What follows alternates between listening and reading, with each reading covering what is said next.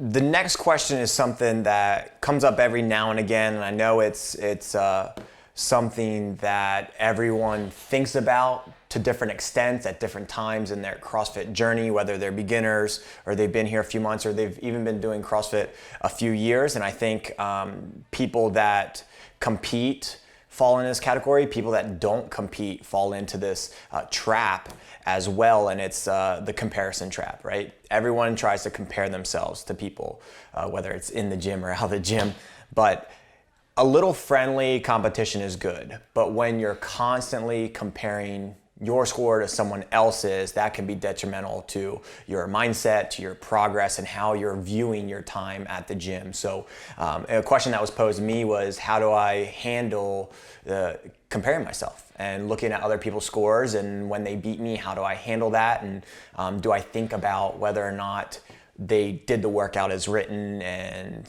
should I worry about whether or not they did it as written when they're saying they did it? So let's go ahead and allow you to attack that one and see where this goes. It's like you said, it's easy to fall in the trap of comparing yourself to others. If I know you've done the workout before, I'll ask you what you did. If you ask, if I do the workout before you, you ask what I did. And it's a friendly thing. We've gotten to the point where I'm not overly concerned if you beat me, or you're not overly concerned if I beat you. The thing that matters is, it goes back to something Bergeron has talked about before. Either you're training or competing. So if you are trying to maximize every single workout you do, you will not get better, or the rate at which you will get better is very, very low, because you're trying to do everything to maximize your score. So let's use like chest to bar pull-ups as an example. A lot of people can't do large sets of chest to bar pull-ups, but they can do one at a time. Well, doing one at a time might be the fastest route for you to get a better workout, but you're going to get better at only doing one at a time. You'll never get better at doing 3 or 5 or 7 or 10. So while you're maximizing your score that day, you're permanently setting yourself back because you're not trying to do bigger sets. You're not resting long enough to try those things. And so again, when you compare yourself to others, you're putting yourself into a hole where if you're worried about their score, you're going to get worse. The second part of that is, I will admit I'm horrible at counting. 100 double unders, I'm pretty sure I get between 95 and 105. I'm gonna make sure I get that number, which isn't to say I might not do 95 that workout, or I get tired of the burpees and I might do 48 burpees instead of 50. It's not done on purpose, and I'm not trying to improve my score by that, but sometimes things like that just happen. And so maybe somebody just lost count, and I think we're all guilty of doing that to a certain degree. So look at everything with a grain of salt. Maybe Shawn counted correctly, maybe he didn't.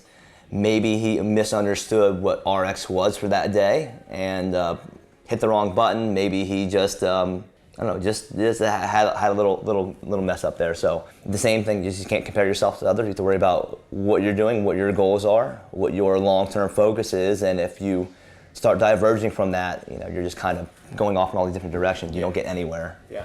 I think this, for me, it plays well into what I'm, reading about and studying about over the past, 18 to 24 months, which is a lot of stoicism type philosophy and thought, and owning your life and owning your actions. And it comes down to a simple question: is what's in your control and what's out of your control? I, as someone that's coming in to take a fitness class, have zero control over what anyone else does. I have zero control over how someone else interprets how they've done a workout.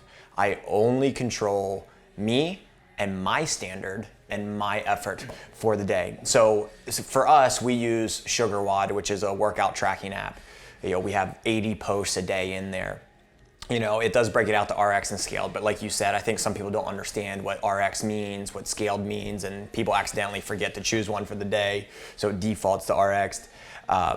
When you see someone score, if they're not writing in detail what they've done that day, you don't know if they went full range of motion, you don't know what weight they did, you don't know if they threw on a band, you don't know if they went to the 400 meter mark, you don't know how their coach set that workout up. Did they forget to run the loop inside of the gym before they headed out the door? That adds, some distance there. I don't control any of that. So once you can recognize that and start to let go of that, it makes it a lot easier to understand that you and your effort and your score is you and your score for the day. Now, that's different than a friendly comparison, right? I know how well you hold your standard. I know how good you are, and when I see your score, I trust it to the full extent of whatever number you give me, and I'm gonna try to friendly compete against that. But if you're constantly beating everyone every day, you're also not gonna have that incentive to get better. So here's the thing, whether someone actually beats you in a score that day or they accidentally write the wrong score, it's really close to your score and you're used to beating that person, that's an opportunity for you to put it in a little bit different perspective and be like, good, that person's getting better. They're now more competitive with me, and I now have the opportunity to push a little bit more if that's your goal. If that's your goal. Yeah. If you're using that as a little bit of motivation and fire to go a little bit harder in some of your workouts, cool. But don't look at it as, man, they beat me today. I wonder if they did XYZ like I did. No, wrong way to view it.